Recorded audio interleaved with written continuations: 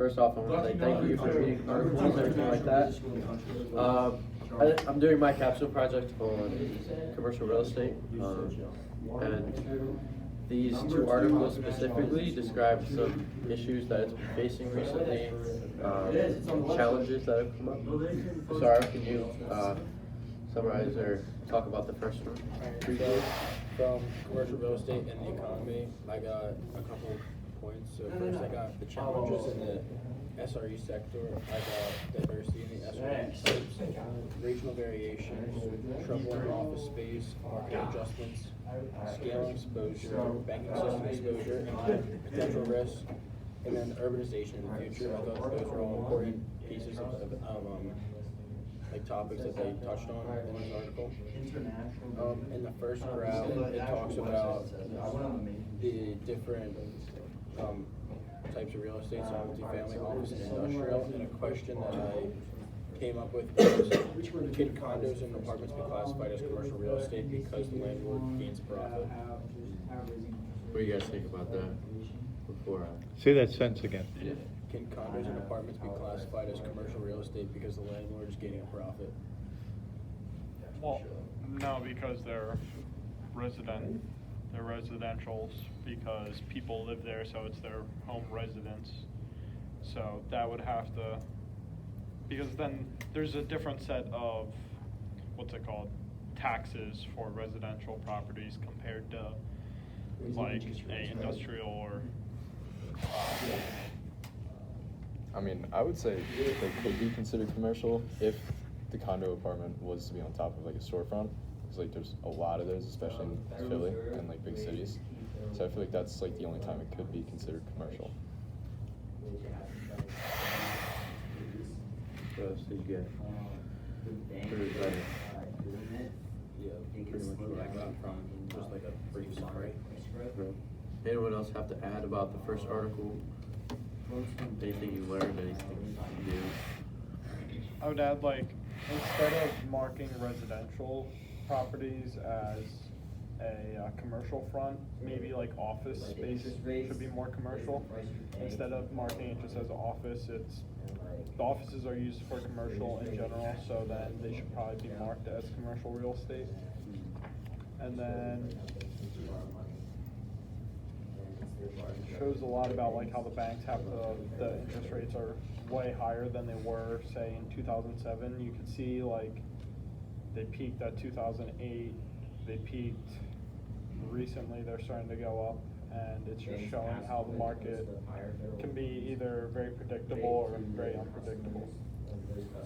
And then another question that I had was, how has commercial real estate affected the economy? Because now corporations and other companies have to spend more money on interest rates on mortgages on buildings, both commercial and like private real estate. So I wonder how that affects how much money they can then reinvest into the product or service. Yeah, I can go first. Obviously, there is a downside of commercial real estate struggling, but it also said in the article that commercial real estate, like the downfalls are manageable because few investors and few banks are kind of all in 100% on commercial real estate. It's just a small part of portfolios. So while that is struggling in the sense, it's not that your whole portfolio is kind of done with just because commercial real estate is struggling. So I think people kind of underestimate that when they see commercial real estate struggling. They think the economy is struggling overall. But I have one more thing I can add on to. This is like prior knowledge that I know from the first question, that like office spaces are like almost completely empty. Like a good percentage of them are. A friend of my brother's who builds skyscrapers for a living, like every skyscraper he's built in the past 3 years, no one lives in it right now. Like it's not being used for any sort of, like he's not making money because nobody else is making money on commercial real estate down in like Center City and New York. But why do you guys think that is? Like why are office spaces being vacant recently specifically? Because the reason they're not being available in the first place right now is because if a owner of the property wants to like rent out a place and then refinance it to get their money back in general, to sum it up, the mortgage rates, because the interest rates are higher, the mortgage interest is going to be a lot more. So they would have to charge higher rents to actually gain more money out when refinancing it. But if the mortgage is so high, they could barely get a profit out of refinancing the house. I would also say that because people also work at home now, so the offices aren't as populated. Yeah, I think that's pretty important, the work from home idea. And then because of that, and I found some of this in my research too, offices either, like people who own these buildings, when they don't have people in their offices, they either need to remodel offices in ways that are gonna bring people back into the office and do different things with the building that would kind of appeal to people who are working from home, kind of bring them back. Or they have to find other tenants for that office space in whatever field it may be. They have to bring in people to kind of fill that space for now and bring in revenue, because otherwise they're not gonna be able to keep it up. So I want you guys to look at the first graph on the first article with the industrial, multifamily, and office. Starting with industrial, like it goes and it peaks higher than all the other ones, and then it goes like pretty low. Why do you guys think that trend is happening? And before you answer that, explain what the graph means. So the graph is showing the rates of the interest rates of these types of properties, and what it's showing. No. No, it's the delinquency. Oh, the mortgage rates. Mortgage delinquency. Wait, sorry. I really like this article.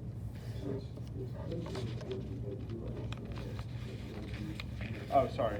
So what the graph is showing is it's pretty much showing the risks the banks are taking, because the mortgage delinquency, that means the people pretty much defaulting, like not being able to pay back their mortgage, if I stand corrected there. And with that, it shows what takes a higher risk. So what type of property?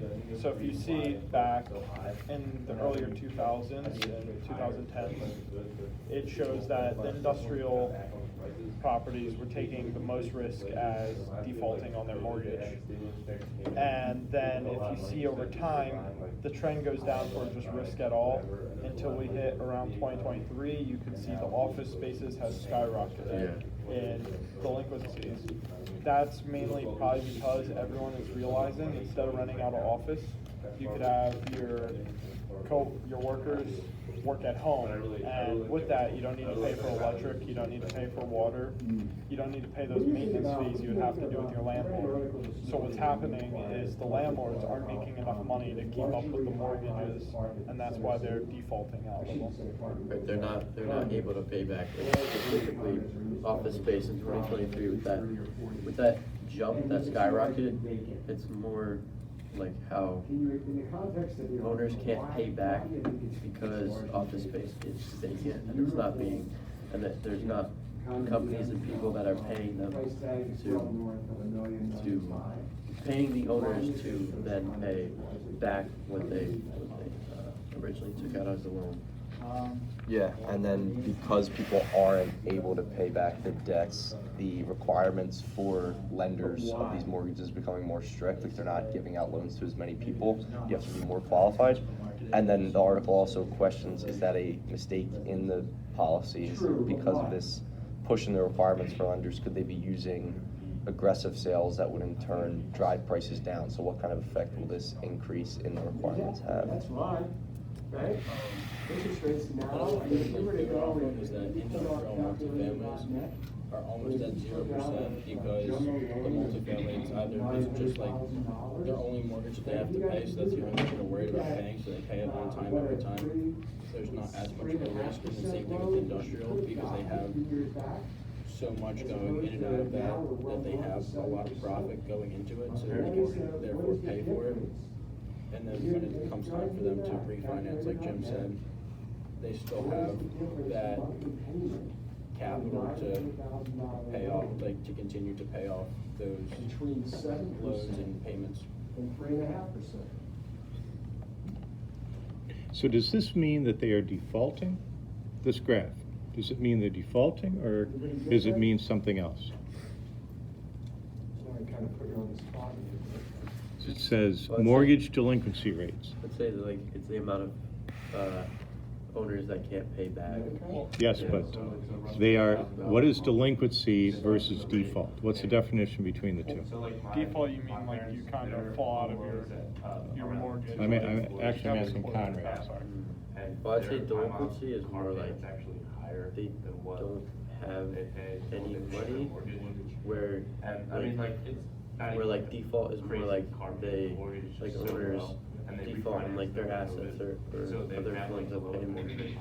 Okay, so default is when they basically turn over the property to the bank or the owner. They basically give up on the property. Delinquency means maybe they're behind in the payments, but they're still trying to salvage that. So it's delinquency first, then default. Yes, and so, And those become foreclosures.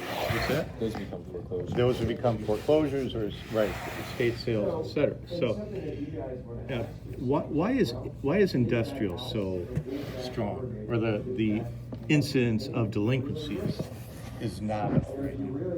Because they have their sales per month, and then they set aside X profit to pay for their, like, warehouses or, like, shipping lots. Okay, frame this in COVID terms. So the industrial section is actually improving, like after Why? the pandemic, because more consumer goods are being demanded. Okay, And why? What happened with COVID? a lot of online retail, Okay. e-commerce. So what does that mean for industrial? That means there's gonna be more warehouses storing things and that kind of shipping, supply chain Or management. manufacturing of goods. Okay, but in the United States, generally distribution. Transport things, I would also say like that development of like new technology and AI has also like had in like a good impact on industrial. Like when I was writing up my annotated bibliography of Milestone 1, I read an article about how AI needs more like industrial space for like For the server farms. for more, yeah, like server farms, more production, more research, everything like that. So that it's having a good benefit on commercial real estate, specifically in the industrial market. And not to hijack it, Conrad, but staying on this quote, on this chart, is commercial real estate in a better position, worse position, same position, pretty much coming out of COVID as it was in 2008? Okay. Just give me a 3-word answer, or 1-word answer. Better, worse, the same. Better. Better? Better. Okay, now who's gonna explain that? Okay. Well, the reason it's better was because the banks actually saw this happen with COVID. They knew there was going to be a partial shutdown, and they knew there was going to be places that took a bigger hit with interest rates or risk in this case. 2008 kind of happened suddenly out of the like unsafe loans they were giving, and it just crashed at one point, and that's why everything skyrocketed. But coming into this, we had more experience and more knowledge of what was going on in the market compared to 2008. So, Okay, well, that's Jim, that's your explanation. What do other people think? Yeah, I would also say it's better because like it came more steadily, where like the government intervention can help, and like owners can prepare more than, so where like 2008 was more like just like a sudden issue that came up that like a lot of people couldn't prepare for. I mean, better is a tough way to put it. I think they're kind of different because the root of the problem is in different areas. So 2008, it's more of a financial and loans and like the economy, more of a struggle that affected real estate. Meanwhile, now it's from an individual standpoint, people aren't in the office, real estate's vacant, and then that kind of has effect on the economy. So now it's more real estate struggling, how will that affect the economy? 2008, it's the economy struggling, how will that affect real estate almost? Okay. What was the cause of the 2008 crash? I mean, I can't be specific, but Was it commercial or was it residential? commercial, not residential. residential. Typically, when inflation. Collateralized When inflation surges, CDOs, that's an collateralized outright debt swap. options. People were much getting, what? basically what happened is banks Too used to much keep money, mortgages right? on the Right? books. Too much money. They found that they could So you actually think the sell federal them to government knew? investors. What happened was there was the brakes all these pretty much businesses went were off, or the shutting controls down, went off. So the and banks they would kind give a of mortgage flood to the anybody. economy, right? Actually, there's a couple of instances They where a know that person's inflation dog is got a gonna mortgage. transpire. You know, they applied in the name of their dog, got the mortgage. What do you think? Okay, the banks didn't hold the mortgage. They sold it to investors. But eventually, all these and they certify them as AAA. You know, almost no risk of default. But eventually, everything caught up because people were defaulting on mortgages. And so that brought the residential industry down. And with all that default, you are absolutely correct. That default impacted the economy. COVID, why didn't COVID impact the economy? What did the United States government do? Pump money. And people kept buying, they still had money in their pockets. They did a lot of, so many people got quote unquote richer during COVID because their spending went down, they still kept a paycheck, and they actually got some stimulus. Yeah, because under the he gave them all, I forget what the exact number was, but he gave out like a bunch of money so that the economy could keep going, so people could buy food and sustain. Stimulus checks, and then the Biden administration continued that. They also gave businesses X amount of dollars to then pay their employees so that they didn't have to lay them off. Yes. And then when- LaSalle was able to benefit from that. Central Catholic, a lot of private institutes were able to benefit from that, as well as commercial. Because whatever they didn't use, they didn't have to pay back, they were just given. That is correct. It started as a loan and became a grant. What is the difference? What's the difference in a loan and The loan you have to pay back over time, the grant is just given, it's just free money. good? That's what. Conrad, what else you got? Oh, sorry. That's what happened with my dad's company, he just got, I think it was either 90 or 100,000 from the Mhm. government, and then whatever he didn't use, he kept. Yeah, how many employees does your dad have? Your mom and dad? I think about 20. Okay, so that's yeah, that's a good, not a bad grant. Okay. Conrad, what other discussion We questions? we kind of covered the first one, why mortgage delinquency rates increased. Second one, how has the commercial real estate market adjusted to these issues? I think commercial real estate market adjusted, like especially like using office spaces as like storefronts, home fronts, a lot of different stuff rather than using it for office space now. So most people are online working at this point still. I would definitely say that like a lot of unused commercial real estate space has been transformed into different kinds. So like what used to be like retail real estate, like throughout COVID, retail like stores weren't really needed too much. So a lot of buildings were transformed then into like industrial or where people where manufacturing can take place as opposed to like office space or retail space. I would also say that with rising population, there's a need for more homes, so that now all these commercial real estate spaces are being converted into apartments and condos for now residential real estate because of the rising population. Cameron, who was supposed to do the second? Okay, yeah, let's move, because what time do you have to leave? 2:10. Okay, so whenever you need to go. Alright, let's move on to the second one, Ryan. Alright, so this article basically was talking about like challenges that real estate's facing, and I have down here that like it's obvious that U.S. commercial real estate has been facing challenges for the past several years because of e-commerce. And I can't say exactly when Amazon launched, but I know when Amazon did launch, it like absolutely tanked a ton of stores, and especially a lot of stores' prices on the stock market.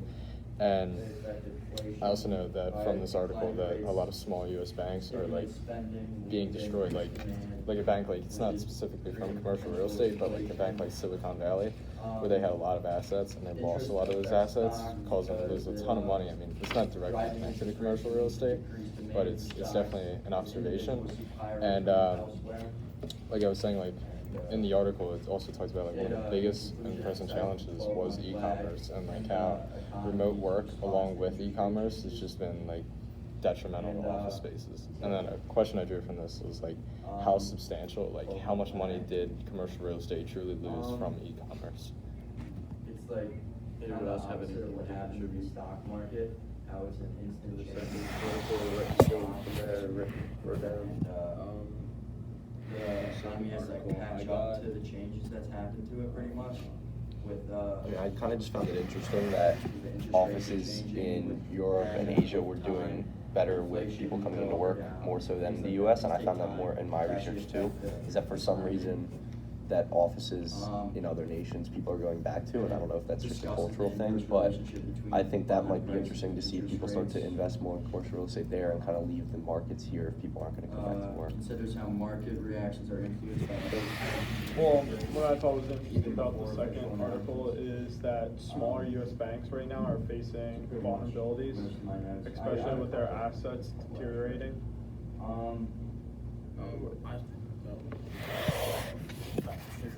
So I found that it was pretty interesting that while the U.S. is like moving away from office buildings and stuff, Europe is now increasing like how many office buildings they need, and then their vacancy rates are going up, and that they're not becoming vacant anymore.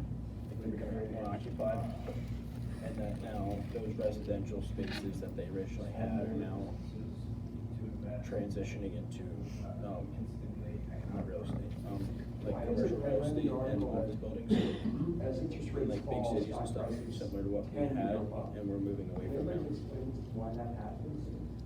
Like, a question I had for you guys, how has like tighter lending how has lending standards changed recently and in the course COVID years? The lending standards have gone up significantly from like 2017, 2019 time, because it's just been a rougher time for the economy, so people are worried, or banks in this case, are worried that some people won't be able to make enough money to support said mortgage or loan, and that's why they're making like higher credit scores. For example, if you're trying to buy a house, you have to be at the top, like you can't have below 650 or anywhere close. Some people are even asking for like 700, which is pretty good of a credit score, and that's why like banks are lending that much.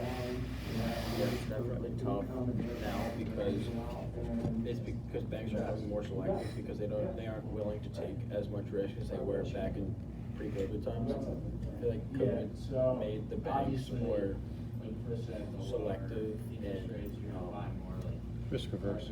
yeah. Matt, before you go, Yeah. so you doing commercial real estate as well? I am. Okay, do you know did Mr. Palapoli say anything about how loans are tiered? If you're getting into a big commercial real estate investment. No, he did not talk about that. Okay, so sometimes, if it's like multi-million dollars, it's not like the corner store, but if it's a big thing. Number one, the companies could try and sell bonds. Okay, so bonds, commercial bonds, which have a rating. But also, you have a different tiers of investors.